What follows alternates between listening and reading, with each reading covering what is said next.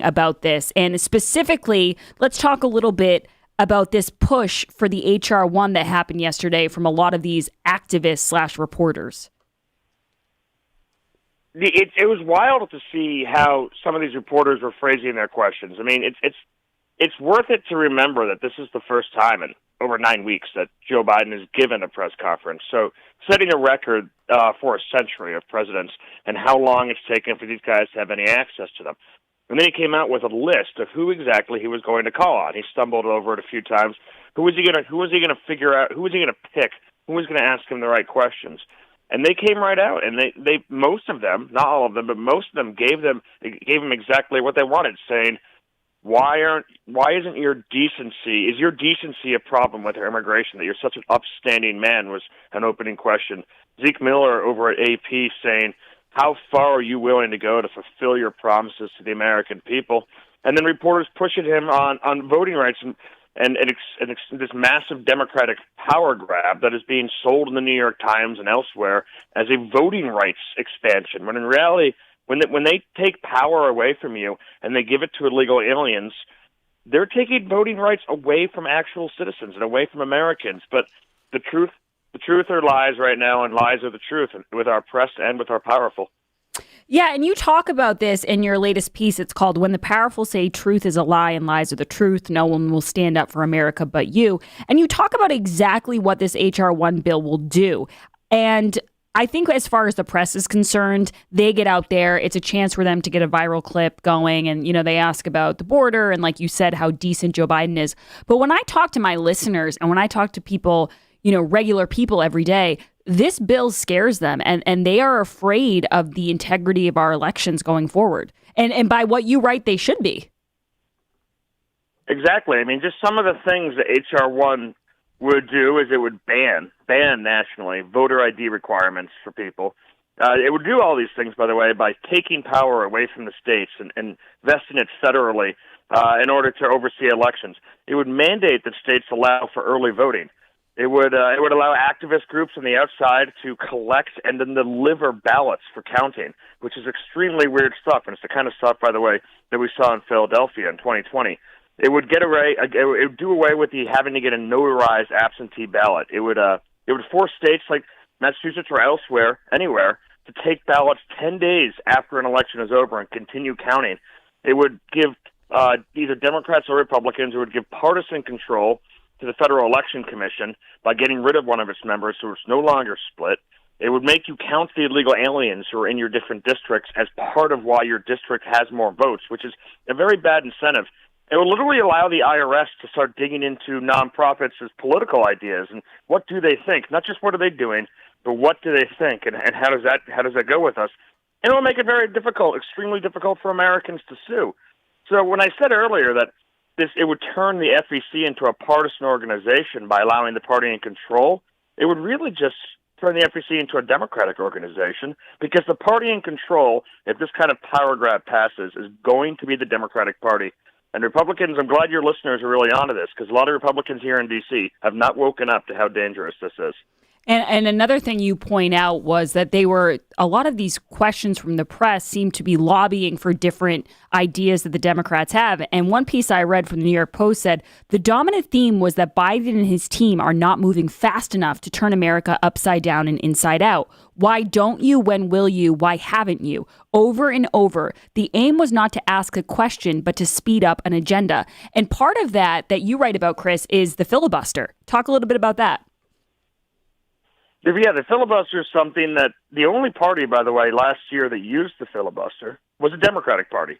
Because, of course, the filibuster is a tool to protect the minority party in the Senate, to allow them to hold things up, to allow them to force unanimous consent, to allow them to actually have any power. And that's what makes the Senate different from the House of Representatives. It's getting less and less so all the time in the name of democracy.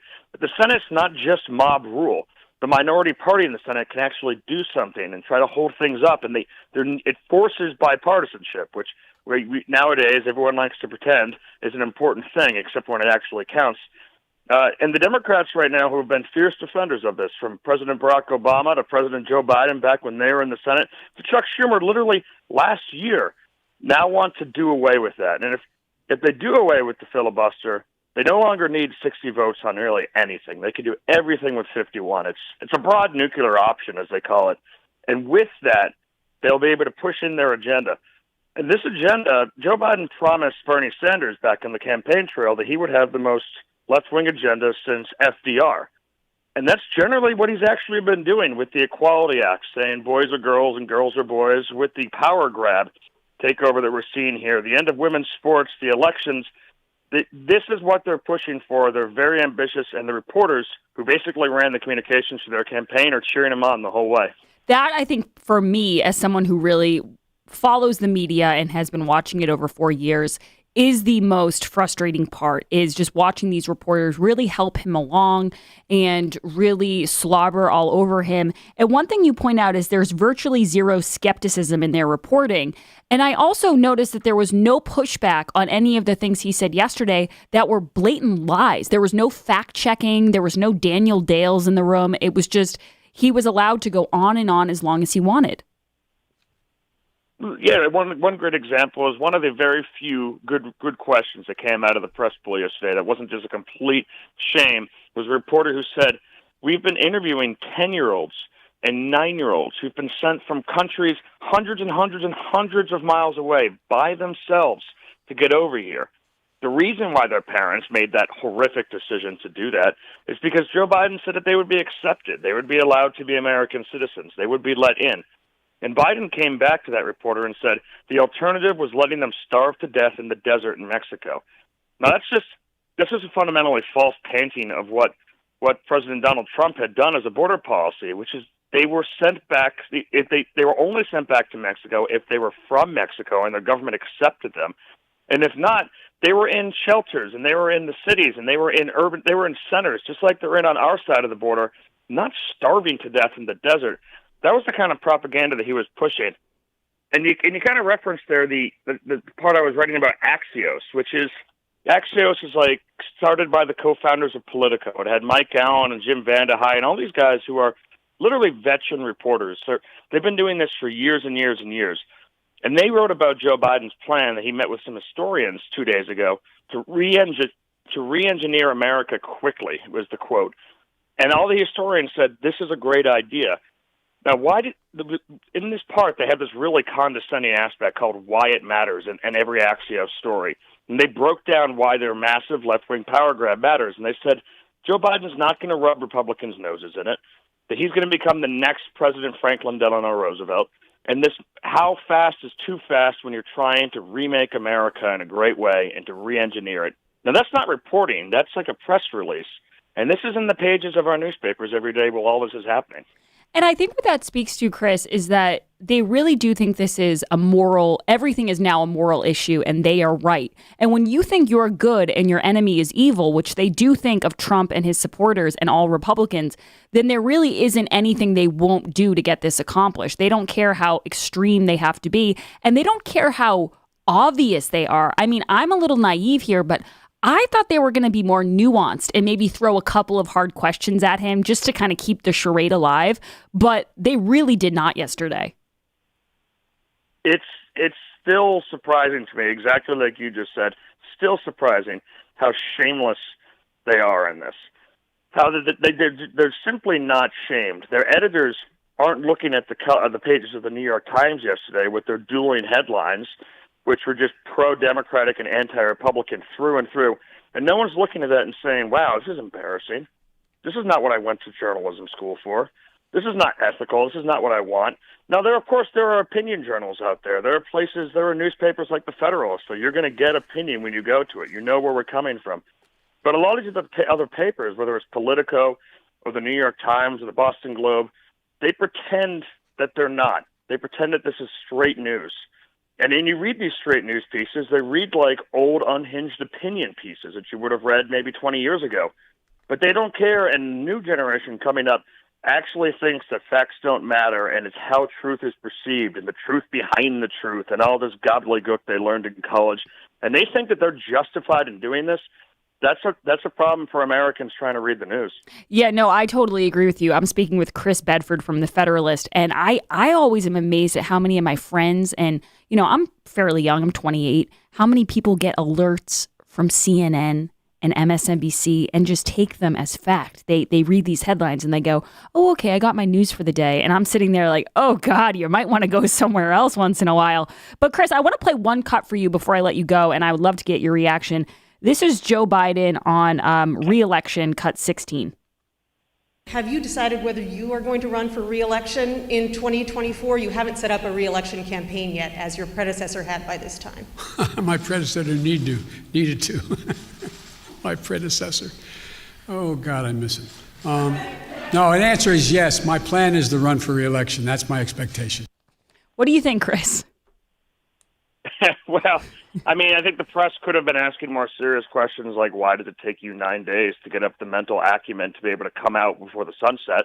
I mean, I wouldn't be worried about what President Joe Biden is doing in 4 years. I'd be worried about where he's at next week.